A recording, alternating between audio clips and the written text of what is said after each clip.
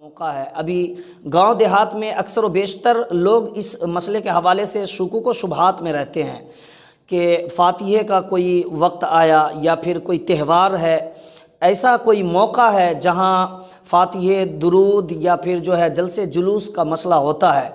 तो आम तौर से अगर घर की माँ बहनें, औरतें हालत हैज़ में होती हैं तो इस हालत में वो शिरनी पकाना गैर मुनासिब समझती हैं और अपने लिए जो है आर समझती हैं कि नहीं यार, इस हालत में हम कैसे शिरनी पका सकते हैं और फातिहा दिला सकते हैं, ये सही नहीं होगा।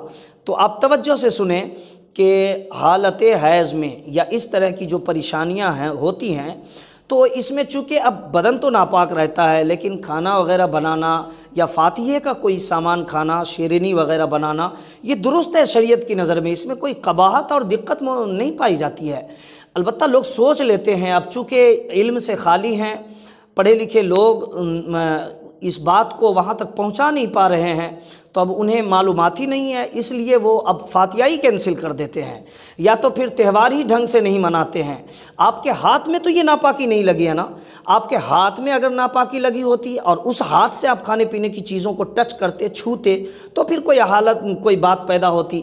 यहाँ तो आपके बदन में नापाकी है, पूरा बॉडी साफ़ सुथरा है। ये अलग बात है कि उस नौइयत के एतबार से आप नापाक हैं, लेकिन चूँकि बदन के और दूसरे हिस्से में तो वो नापाकी नहीं लगी है ना कि चेहरा में लगा है, हाथ में लगा है तो हम चेहरा किसी को दिखा नहीं सकते, हाथ में लगा है तो कुछ पका नहीं सकते, या जो है फिर बदन में लगा नहीं। वो एक ख़ास जगह है जहाँ नापाकी जहाँ से बाहर होती है। तो खैर उस जगह को आप जो है गाइड करके रखते हैं, लेकिन ऐसी सूरत में खाना पकाना ये सब दुरुस्त है और खाना पका के घर के लोगों को खिला सकते हैं। ठीक इसी तरीके से शिरनी भी तैयार कर सकते हैं, फातिहा दिलाने के लिए शिरनी भी पकाने में कोई हरज नहीं है। अब आमतौर से देहात में इसको गलत समझा जाता है और समझा जाता है कि नहीं, इस हालत में हम कुछ नहीं कर सकते। नहीं मेरे दोस्त, ये गलत मसला आप तक पहुँचा है।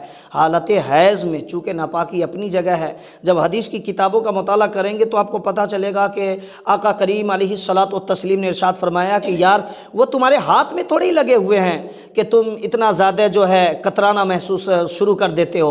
वो तो एक अपनी जगह पर है, हाथ तो साफ़ है ना, तो इससे आप पका सकते हैं, खा सकते हैं, शिरनी भी तैयार कर सकते हैं और दूसरों के यहाँ भिजवा भी सकते हैं, खिला भी सकते हैं और फातिहा भी दिला सकते हैं शिरनी तैयार करके। कोई दिक्कत नहीं है।